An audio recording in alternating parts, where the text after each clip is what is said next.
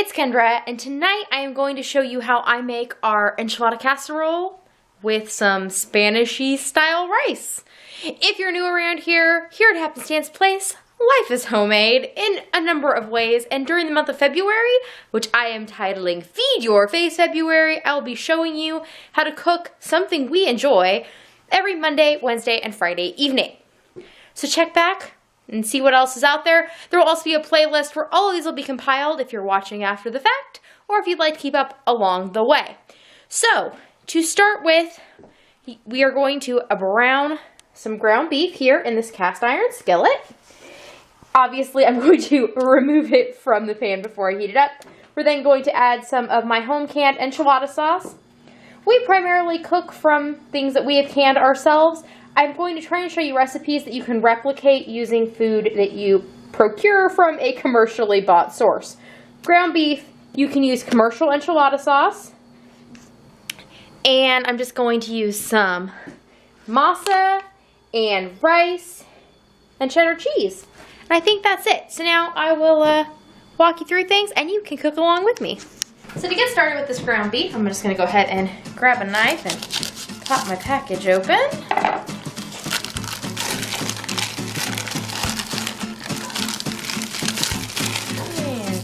Out of the way, and into the trash. On my new stove. Okay, get that going. I like to use one of these wooden spatulas. Just break everything up in my cast iron skillet and let that beef start browning. After I break up my beef, I like to throw a lid on the pot because it seems like the meat cooks a little faster, especially right now during the winter when the air is colder. Okay, everything's broken up. Set this down here and grab my lid, which is somewhere. It's in the old kitchen. I'll be right back. We are currently in the middle of a remodel, so sometimes things are not where I'm expecting them to be. So while the meat browns, we're gonna go ahead right over here and mix up our masa. I buy this at Aldi. It's the instant corn masa flour. And I follow the instructions on the back for how you make tortillas. I just use their proportion to make 16 tortillas, but I'm gonna double that. So instead of using 2 cups of masa, I'm gonna use 4. Open this up. And I like to put it all into one of these glass bowls here. This is a cup measure whose handle has broken off. My cup measure's already in here. I do that with a lot of my dry ingredients. I just leave a cup measure in them because I find that then there's one where I need it when I need it. And ordinarily, I'm not quite so prepared. So, there's one. And 2 cups.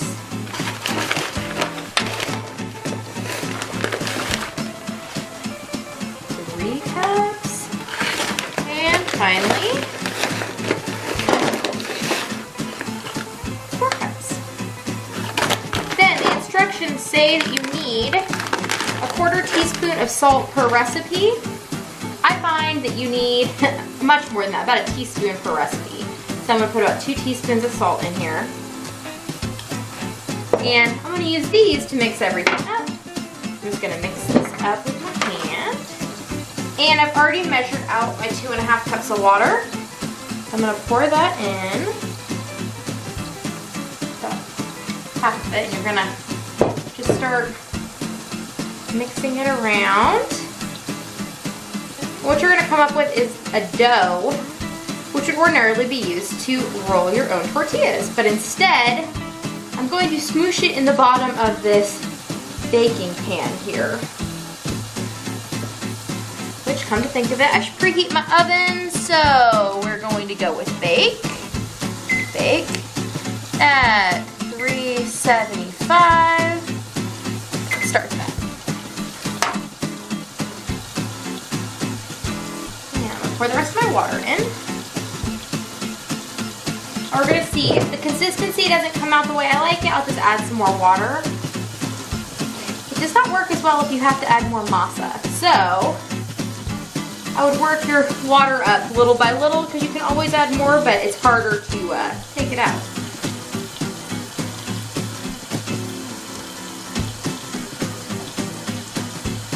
And sometimes I will just mix this right in the pan, but it does seem that when I mix it in the pan itself, that it sticks a little worse to the bottom, probably because you jam it into the pan more. So a separate dish is not a bad plan.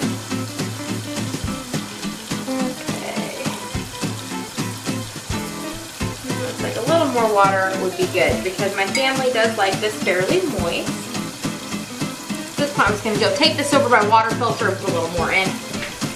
That's just a couple more tablespoons of water. And mix this up. My meat's just cooking away. I can hear it, but I'm keeping an eye through the glass lid and it's not burning or anything yet. Notice I say yet because I've been known to burn a thing or two from multitasking.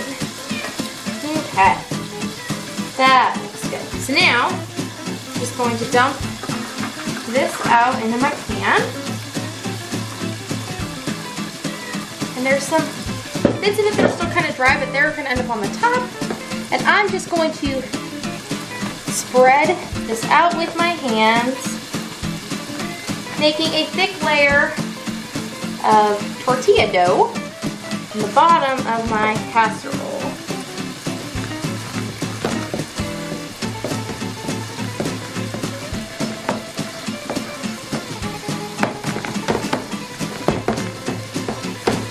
Okay, now, got a little more in here. Don't want to waste any. That's just silly. Now I'm going to go wash my hands again. Okay, now we're going to stir the meat up a little.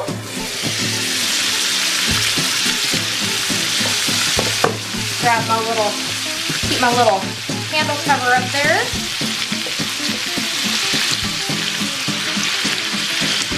We're just going to brown this ground beef. It's almost browned enough that I can throw my sauce in. So tonight I'm showing you how to make it with enchilada sauce because that is a more replicatable item. I do often make it with my home canned green tomato salsa verde. And when I do that, I will sometimes just mix for a meatless meal. I'll mix green tomato salsa verde with cottage cheese and just spread a layer of that on top of my masa crust. No extra cheese needed because you already have the cottage cheese in there. And that cooks up to be kind of creamy and delicious. I also do a version where I put the salsa verde on top of the masa base. And then I take leftover pork chops that have been diced up and I just spread those on top and then a layer of cheddar cheese and you're good to go with that. And I've also done a version where rather than use any kind of tomato product, I have spread my homemade sweet banana pepper basil jelly, or basil sweet banana pepper jelly, that's what it is. I spread that, I use it usually when I cook my pork as like a marinade. So I spread a half pint jar of that over the masa, sprinkled pork on top, a little cheddar cheese, and baked it off, and that is really delicious too. Okay, so my meat looks like it is done enough that we can add our sauce. So I'm gonna grab my jar opener and pop open my enchilada sauce. And where is my tiny? Oh, where'd it go? Oh, what is this? Then I'm just gonna use a spatula to scrape all this goodness into the pan.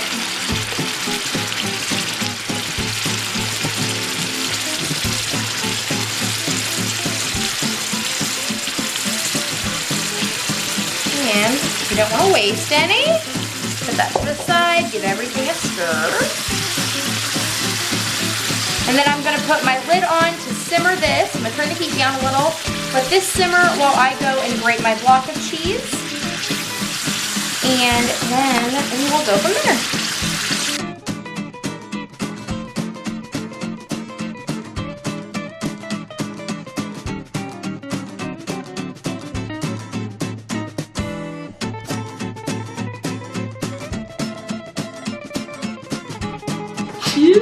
done. Give this another stir. Ooh, that's hot. Grab the pot holder.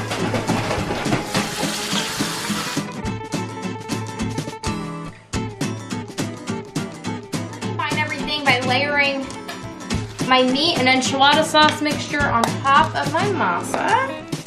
Might just scoop some of it to get it spread out first.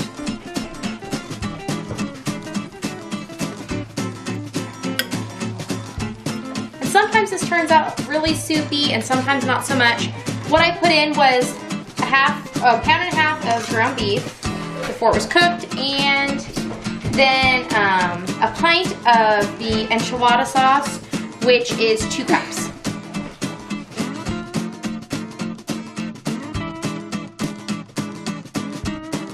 Take and spread this out so it's nice and even across the whole thing, getting all the way to the edges. You want every bite possible. Has some of that delicious meat and sauce. Yum. Is your smell-o-vision on? Because this smells really good. Okay. So now we're just going to sprinkle the 8-ounce block of cheddar cheese over the top. You could get by with less, but really, why would you? And I have, depending, if I don't have this much cheese on hand, it's not a big deal. Or if I'm kind of stretch my cheese toward the end of the month, but I just went shopping. So there is cheese to spare for now, unless I keep using it like this. Okay. Just make sure everything's on there.